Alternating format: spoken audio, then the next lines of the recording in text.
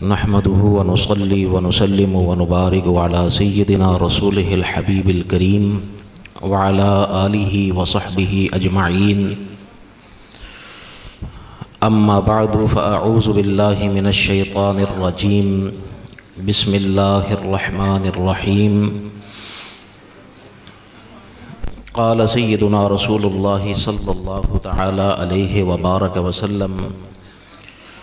من يرد الله به خيرا يفقهه في الدين. صدق رسول الله صلى الله تعالى عليه وبارك وسلم: إن الله وملائكته يصلون على النبي يا أيها الذين آمنوا صلوا عليه وسلموا تسليما. الصلاة والسلام عليك يا سيدي يا رسول الله وعلى آلك وأصحابك يا سيدي يا حبيب الله. الصلاة والسلام عليك يا سيدي يا رسول الله وعلى آلك وأصحابك يا سيدي يا حبيب الله. الصلاة والسلام عليك يا سيدي يا رسول الله وعلى آلك وأصحابك يا سيدي يا حبيب الله. حمد و صلاۃ کے بعد گرامی قدر علماء ذوی احتشام اور عوام میں اہل سنت، آج کا یہ پروگرام حضور قبلہ والد گرامی اشرف العلماء والمشائخ مفتی اعظم پاکستان حضور قبلہ محدث نیک آبادی قدس سرہ العزیز کی یاد میں انعقاد پذیر ہے، اور حلقہ قادریہ اشرفیہ کے زیر اہتمام منعقد ہے۔ اللہ تعالیٰ کی بارگاہ میں دعا ہے کہ وہ جملہ یاران طریقت کو دین و دنیا اور آخرت کی برکات عطا فرمائے۔ خصوصی خطاب مفکر اسلام حضرت علامہ مولانا پیر محمد اجمل رضا قادری صاحب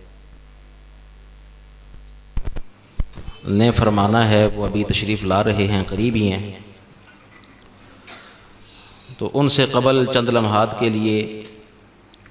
حضور قبلہ والد گرامی کے بارے میں چند معروضات آپ حضرات کی گوش گزار کروں گا۔ اللہ تعالیٰ کی بارگاہ میں دعا فرمائیں کہ اللہ تعالیٰ حق اور سچ بیان کرنے کی توفیق عطا فرمائے۔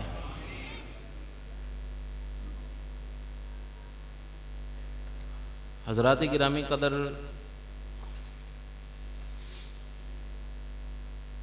میں نے حدیث پاک پڑھی ہے، نبی پاک صلی اللہ تعالی علیہ وبارک وسلم نے ارشاد فرمایا، جس شخص کے ساتھ اللہ تعالی یہ ارادہ فرماتا ہے کہ اسے دین و دنیا اور آخرت کی ہر چھوٹی بڑی خیر عطا فرما دے، اس آدمی کو اللہ تعالی دین کا فقیہ بنا دیتا ہے۔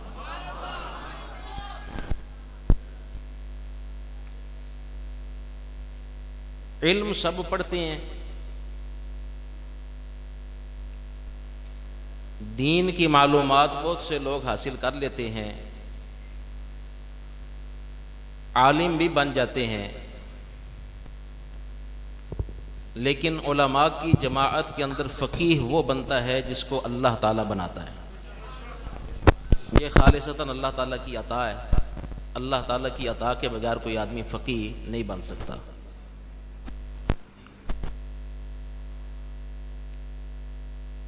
اور پھر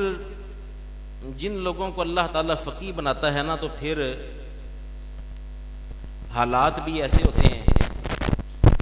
ان کی تربیت بھی ایسی ہوتی ہے کہ اللہ تعالیٰ ان کو ان کے مطلوبہ مقام تک پہنچاتا ہے۔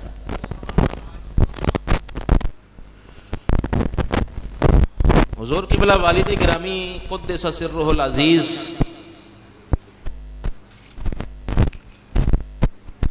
آپ کی جب پیدائش ہوئی تو پیدائش کے بعد حضور قبلہ قطب الاولیاء نے، جو آپ کے والد گرامی ہیں، آپ فرماتے ہیں کہ میں ختم غوثیہ شریف پڑھ رہا تھا تو میں نے دیکھا کہ حضور داتا گنج بخش علی حجویری رضی اللہ تعالی عنہ تشریف لائے، اور انہوں نے اپنی گود کے اندر حضور قبلہ والد گرامی کو اٹھا رکھا تھا اور فرمایا کہ حضور غوث پاک کا یہ پیغام ہے کہ یہ بچہ بڑا لائق اور قابل ہوگا، اس سے آپ نے دین کا کام لینا ہے۔ تو یہ حضور غوث پاک رضی اللہ تعالیٰ عنہ اور حضور سیدنا داتا گنج بخش علی حجویری رضی اللہ تعالیٰ عنہ کی بشارت تھی کہ اللہ تعالیٰ نے آپ سے دین کا وہ کام لیا کہ آج دنیا دیکھ رہی ہے۔ پھر پیدائش کے بعد آپ کی جو تربیت ہے ابتدائی، وہ حضور قبلہ فقیہ اعظم حضور خواجہ پیر محمد نیک عالم قادری رضی اللہ تعالی عنہ، جو آپ کے دادا جان ہیں، انہوں نے فرمائی، اور یہ وہ ہستی ہیں کہ جن کو رسول اللہ صلی اللہ تعالی علیہ وبارک وسلم کی بارگاہ کے اندر حضوری کا مقام حاصل تھا۔ حضرت پیر سید یعقوب شاہ صاحب ماجرہ شریف والے، آپ کو روزانہ نبی کریم صلی اللہ تعالی علیہ وبارک وسلم کی زیارت ہوا کرتی تھی خواب کے اندر، تو کسی وجہ سے یہ زیارت بند ہو گئی۔ اب آپ کا سفر شروع ہوا، بہت سے اکابر کے پاس گئے کہ دعا فرمائیں کہ وہ زیارت کا سلسلہ جو ہوتا تھا وہ اب دوبارہ شروع ہو جائے، لیکن آپ کی یہ مراد پوری نہیں ہوتی۔ تو اللہ تعالیٰ کی طرف سے یہ رہنمائی کی گئی کہ آپ مراڑیے شریف کے اندر خواجہ پیر محمد نیک عالم کے پاس جائیں، وہ آپ کے حق میں دعا کریں گے تو اللہ تعالیٰ تمہارا یہ مسئلہ حل فرما دے گا۔ اب پیر سید یعقوب شاہ صاحب حضور فقیہ اعظم خواجہ پیر محمد نیک عالم قادری رحمۃ اللہ تعالی علیہ کے پاس گئے اور جا کر کہا کہ میرا یہ مسئلہ ہے، دعا فرمائیں کہ وہ زیارت کا سلسلہ دوبارہ شروع ہو جائے۔ تو حضور فقیہ اعظم نے سادات کا بڑا احترام فرمایا کرتے تھے۔ آپ کہنے لگے کہ آپ سید ہیں، آل رسول ہیں، تو میں تو دعا نہیں کروں گا، دعا آپ فرمائیں گے۔ اب یعقوب شاہ صاحب کہنے لگے کہ حضرت میں آپ سے دعا کرانے کے لیے آیا ہوں، اب میں تو دعا کر رہا ہوں اپنے لیے پہلے ہی، تو آپ دعا فرمائیں۔ آپ نے فرمایا نہیں، آپ سید ہیں، آل رسول ہیں، دعا آپ نے فرمانی ہے، نیک عالم اس دعا پر آمین کہے گا۔ میں آمین کہہ دوں گا کہ اللہ جو دعا مانگ رہے ہیں اس دعا کو قبول فرما لے۔ چنانچہ حضرت سید یعقوب شاہ صاحب نے دعا کی، حضور خواجہ فقیہ اعظم نے اس پر کہا آمین۔ جب رات کو سوئے تو فرماتے ہیں کہ میں نے دیکھا کہ جس جگہ پر میں سویا ہوا ہوں نا، تو گھر کے اندر ایک اونٹنی جس کی لگام حضور فقیہ اعظم نے پکڑی ہوئی ہے، اس کے اوپر کوئی شخصیت سوار ہے لیکن چہرہ چھپایا ہوا ہے۔ تو حضور خواجہ فقیہ اعظم اس اونٹنی کو کھینچتے کھینچتے یعقوب شاہ صاحب کے بسترے کے پاس لے آئے اور خواب کی کیفیت بیان کر رہے ہیں کہ مجھے اٹھایا، بیدار کیا کہ شاہ صاحب اٹھیں۔ فرماتے ہیں کہ میں اٹھا تو حضور خواجہ پیر نیک عالم قادری رحمۃ اللہ تعالی علیہ نے اس نقاب پوش ہستی کا جب چہرے سے نقاب ہٹایا تو وہ حضرت سرکار سید المرسلین صلی اللہ تعالی علیہ وبارک وسلم کی ذات بابرکت، اور حضور فقیہ اعظم نے چونکہ آپ پنجابی زبان بولتے تھے، آپ نے کہا کہ شاہ جی حضرت سرکار سید المرسلین صلی اللہ تعالی علیہ وبارک وسلم تشریف لے آئے نے تے رج کے زیارت کر لو، اور پھر خوب زیارت کرائی، اور اس کے بعد یہ سلسلہ شروع ہو گیا۔ فرماتے ہیں کہ جب بھی زیارت ہوتی اسی انداز کے اندر ہوتی کہ حضور فقیہ اعظم حضور کی اونٹنی مبارک کی لگام کو پکڑتے ہوئے لے کر آتے، چہرے سے نقاب اٹھاتے اور کہتے جی کہ شاہ جی حضور سرکار سید المرسلین صلی اللہ تعالی علیہ وبارک وسلم تشریف لے آئے ہیں، رج کے زیارت کر لو۔ تو اتنے حضوری تھے حضور نبی کریم صلی اللہ تعالی علیہ وبارک وسلم کی ذات بابرکات کے۔ تو وہ فقیہ اعظم جو ہے نا، انہوں نے حضور قبلہ والد گرامی کی تربیت فرمائی ابتدائی۔ جب ابھی آپ چھوٹے تھے، جب پیدا ہوئے تو آپ کے والد گرامی قطب الاولیاء سے مانگ کر لے لیا کہ یہ میرا بیٹا ہے، میں اس کی تربیت کروں گا، اور یوں آپ کی ابتدائی تربیت جو ہے نا وہ حضور قبلہ فقیہ اعظم نے فرمائی ہے۔ خاندان والے حضور قبلہ دادی جان فرمایا کرتی تھیں کہ حضور فقیہ اعظم جو ہے نا وہ اپنے ہاتھ سے چوری بنا کر حضور قبلہ والد گرامی کو کھلایا کرتے تھے۔ گویا ایک فقیہ اعظم جو اپنے زمانے کا فقیہ اعظم تھا، وہ دوسرے فقیہ اعظم کی تربیت فرما رہا تھا، اور پھر حضور خواجہ فقیہ اعظم رضی اللہ تعالی عنہ، آپ اپنے زمانے کے بہت بڑے عالم تھے، اور آپ کی یہ عادت تھی کہ آپ گجرات شہر کے اندر 40 سال تک آپ نے بغیر کسی اجرت کے فی سبیل اللہ جمعہ پڑھایا، اور جمعے کے بعد آپ کی یہ عادت تھی کہ حضرت پیر سید ولایت شاہ صاحب رحمت اللہ تعالی علیہ، آپ کی مسجد کے اندر لوگ جمع ہوتے تھے تو آپ وہاں پر تشریف لے جاتے، اور وہاں پر جا کر سوال و جواب کی نشست قائم ہوتی کہ لوگ سوال پوچھتے تھے، آپ ان سوالوں کے جواب ارشاد فرمایا کرتے تھے۔ تو یہ حضور قبلہ والد گرامی کی بھی عادت تھی کہ آپ جمعہ کے بعد نہ تقریباً گھنٹہ 1.5 گھنٹہ آپ بیٹھتے تھے، اور بیٹھ کر جو کوئی بھی سوال کرنے والا آتا آپ اس کے سوال کا جواب ارشاد فرماتے تھے۔ تو یہ ان کی تربیت اور ان کا اثر تھا حضور قبلہ والد گرامی کی طبیعت کے اندر۔ پھر آپ کی جو تربیت ہے بعد میں آپ کی وفات کے بعد، حضور فقیہ اعظم کی وفات کے بعد، آپ کے والد گرامی حضور قطب الاولیاء حضور خواجہ پیر محمد اسلم قادری رحمۃ اللہ تعالی علیہ نے فرمائی،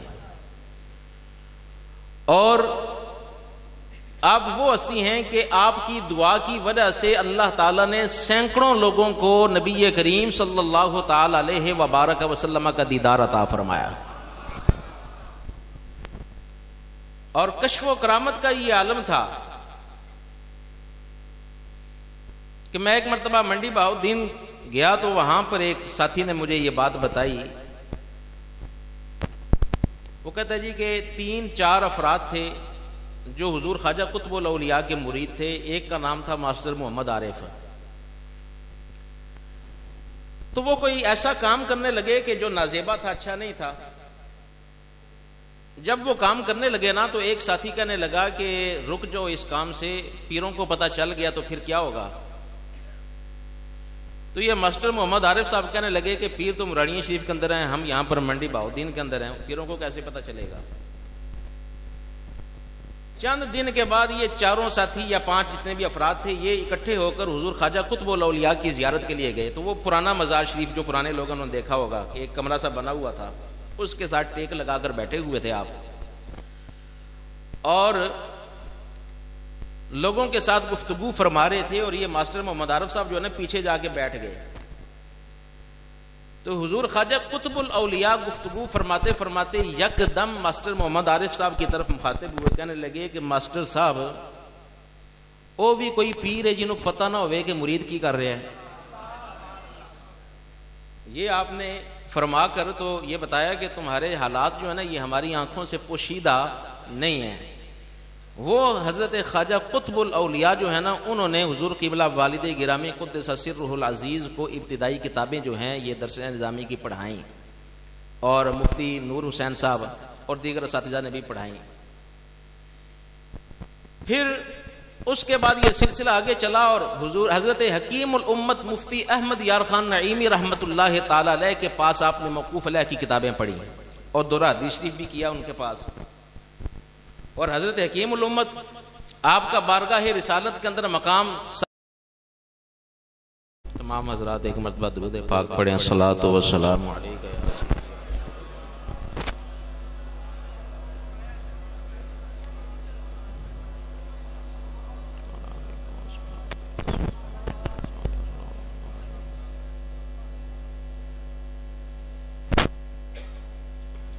حضور قبلہ برادر اکبر پیر طریقت رہبر شریعت حضرت علامہ مولانا صاحبزادہ پیر محمد عبداللہ جیلانی صاحب دامت برکاتہم العالیہ رونق افروز ہیں، ان کی زیارت بھی فرمائیں اور گفتگو سماعت فرمائیں۔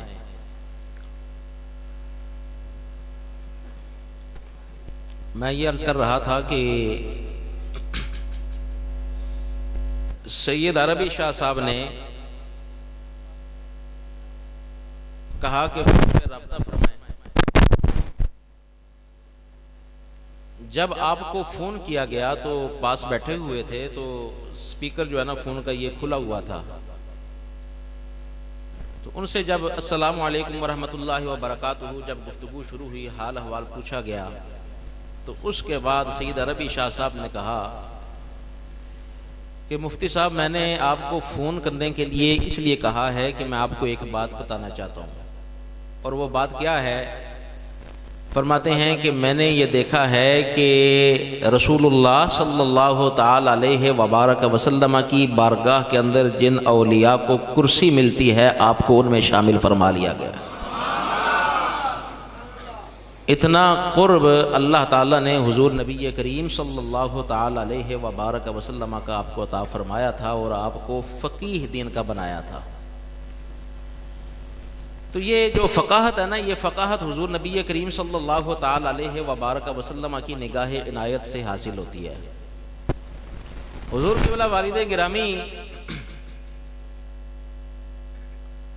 آپ ایک نصیحت فرمایا کرتے تھے،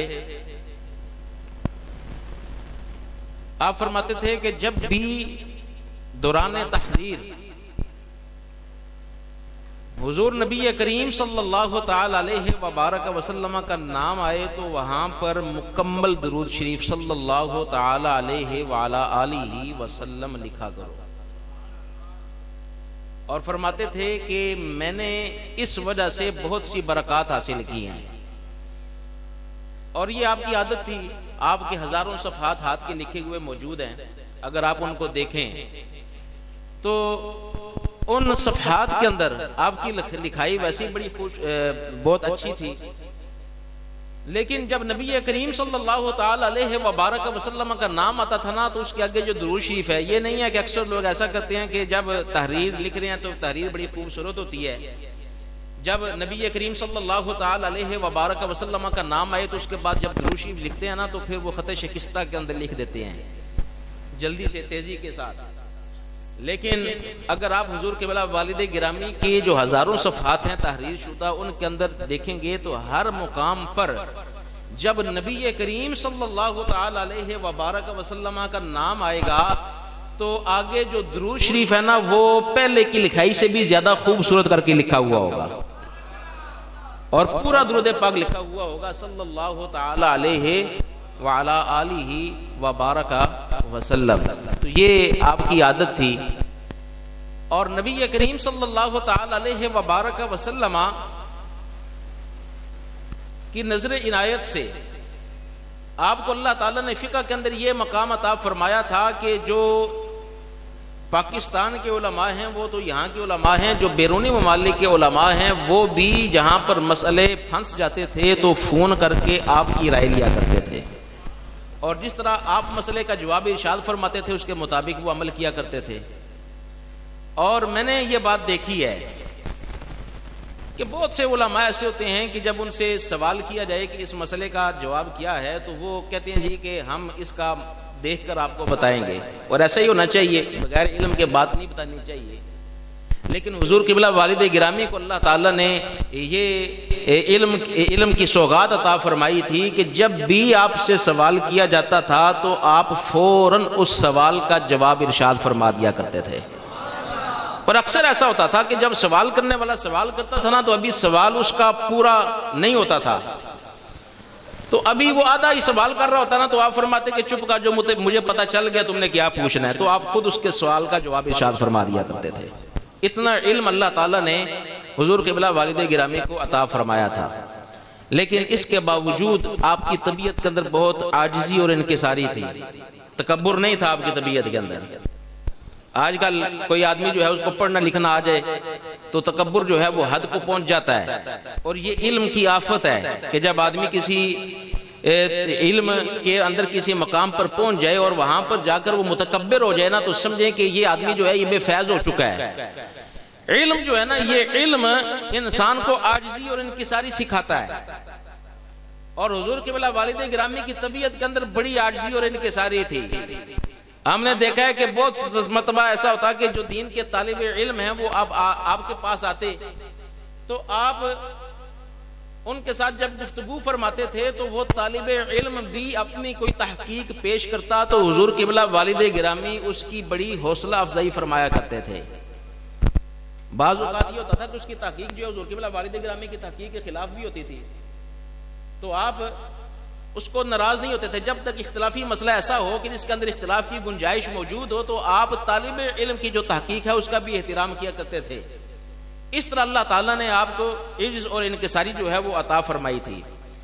اس کے ساتھ ساتھ یہ ہے کہ آپ انتہائی علم پرور تھے۔ بہت سے ایسے علماء ہیں کہ جن کو حضور قبلہ والد گرامی نے خالصتاً اپنے ذاتی خرچ پر دین کا علم پڑھایا ہے، اور یہ بات جو ہے نا وہ یا تو وہ صرف وہ طالب علم جانتا ہے کہ جس کو آپ خرچہ دیا کرتے تھے، یا پھر حضور قبلہ والد گرامی جانتے ہیں، یا بعض اوقات ایسا ہوتا تھا کہ مجبوراً آپ کسی جگہ پر مصروف ہوتے تو فرماتے کہ فلاں طالب علم آ رہا ہے اس کو خرچہ دے دو اتنا، تو اتنا آپ طالب علموں کی جو ہے وہ آپ پرورش فرمایا کرتے تھے، اور ان کو ذاتی خرچے پر آپ دین کا علم پڑھایا کرتے تھے، اور نہ صرف ان کو دیتے تھے خرچہ بلکہ یہ کہ ان کو مزید پیسے بھی دیتے اور جا کر کہتے کہ اپنے استاذ گرامی کی جا کر آپ نے یہ خدمت کرنی ہے، اور یہ خدمت میری طرف سے نہیں اپنی طرف سے کرنی ہے، تاکہ آپ کے استاد آپ کے ساتھ خوش ہوں اور آپ کو آپ کی طرف خاص توجہ ہو ان کی۔ تو اس طرح حضور قبلہ والد گرامی جو ہے وہ علماء کے ساتھ آپ کا تعلق تھا اور علم کے ساتھ آپ کی محبت تھی۔ اور پھر حضور قبلہ والد گرامی آپ کی یہ عادت تھی کہ انتہائی طبیعت بھی خراب ہو، جیسے بھی معاملات ہوں، رات کو آپ کا ایک وقت تھا کہ جس وقت میں آپ خصوصی دعا کیا کرتے تھے، اور یہ جو خصوصی دعا ہے نا آپ کی، یہ آپ کی عادت تھی کہ ذرا بلند آواز سے فرمایا کرتے تھے ہماری تربیت کے لیے کہ ہم بھی سن لیں کہ کس طرح دعا کرنی ہے۔ تو اکثر یہ ہوتا ہے نا کہ ہم کسی کو کہہ دیتے جی کہ میرے لیے دعا کریں، پھر یا ہمیں کوئی کہہ دیتا جی کہ ہمارے لیے دعا کریں، تو ہم کہہ دیتے ہیں جی کہ ہم کریں گے دعا، لیکن ہمیں پتہ بھی نہیں ہوتا کہ کس نے کہا ہے دعا کے لیے، اور پھر ہم مجمل انداز کے اندر اس کے حق کے اندر دعا کرتے ہیں۔ لیکن حضور قبلہ والد گرامی کی عادت تھی کہ جب آپ کو کوئی آدمی دعا کے لیے کہتا تو اپنی اس دعا کے اندر خاص طور پر اس آدمی کا نام لے کر اس کے حق کے اندر دعا کیا کرتے تھے، اور اس کے حق میں یہ جو دعا ہوتی تھی وہ اللہ تعالیٰ اپنی بارگاہ کے اندر مقبول فرمایا کرتا تھا، اور لوگوں کے مسئلے جو ہیں وہ حل ہوا کرتے تھے۔ تو اتنا اللہ تعالیٰ نے آپ کو نوازا ہوا تھا۔ اور پھر بعض چیزیں ایسی ہیں کہ حضور قبلہ والد گرامی جو ہیں وہ چونکہ فقیہ تھے، اور بہت سی غلط فہمیاں جو ہیں جو عوام کے اندر موجود ہوتی ہیں، آپ نے ان غلط فہمیوں کو دور فرمایا۔ اس کی مثال دیکھیں کہ عام طور پر لوگ جو ہے نا، عام واعظین جو ہیں وہ حضرت ایوب علیہ الصلوۃ والسلام کا واقعہ بیان کرتے ہیں یہ کہ معاذ اللہ آپ بیمار ہو گئے، آپ کا جسم جو ہے وہ گل سڑ گیا معاذ اللہ، اور اس کے اندر کیڑے پڑ گئے، اور پھر لوگوں نے آپ کو گھر سے اٹھا کر جو ہے وہ باہر جو ہے وہ منتقل کر دیا. اس قسم کے واقعات جو ہے نا یہ عام واعظین جو ہیں وہ بیان کیا کرتے ہیں. لیکن حضور قبلہ والد گرامی جو ہے اس واقعے کی اور اس طرح کے جو واقعات ہیں ان کی سخت تردید فرمایا کرتے تھے. آپ فرماتے تھے کہ آپ واقعی بیمار تھے، لیکن یہ بات یاد رکھیں کہ جو اللہ تعالیٰ کا نبی ہوتا ہے وہ اس طرح کی بیماری سے پاک ہوتا ہے کہ جس سے لوگ متنفر ہو. یعنی وہ بیماری جس سے لوگوں کو گھن آتی ہے نا، اور لوگ جو ہیں وہ نبی کسی آدمی سے دور بھاگیں اس بیماری کی وجہ سے، تو جو اللہ تعالیٰ کا نبی ہوتا ہے وہ ایسی بیماری سے پاک ہوتا ہے. اس لیے کہ یہ منصب نبوت ہے، اور منصب نبوت کے اندر یہ ہے کہ لوگوں کو اپنی طرف بلانا ہے. تو اگر بیماری ایسی لگ گئی ہے کہ لوگ اس سے گھن کھا رہے ہیں اور اس سے دور بھاگ رہے ہیں تو یہ منصب نبوت کے خلاف ہے. اس لیے وہ فرمایا کرتے تھے کہ یہ واقعات درست نہیں ہیں. حضرت سیدنا ایوب علی نبی جناب علیہ الصلوۃ والسلام آپ بیمار تھے، واقعی آزمائش کے اندر تھے، لیکن آپ کو کوئی ایسی بیماری نہیں تھی کہ لوگ آپ کے ساتھ گھن کھاتے. یہ اس طرح کے جو مسئلے ہیں یہ عام لوگوں کو پتہ نہیں ہوتے، لیکن حضور قبلہ والد گرامی جو ہیں ان مسئلوں کو بیان فرمایا کرتے تھے. اور پھر حضور قبلہ والد گرامی قدس سرہ العزیز آپ کا روحانیت کے اندر بھی بڑا اونچا مقام تھا. حضور قبلہ قطب الاولیاء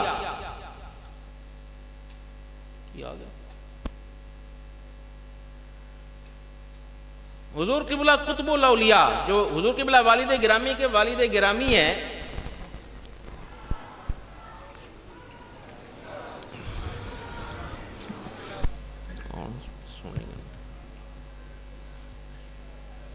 میری تمامی احباب سے گزارش ہے، تمامی احباب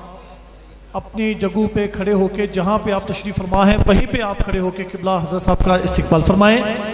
اور پھر اس کے بعد اپنی ہی جگہوں پہ اپنی نشستوں پہ براجمان ہوں.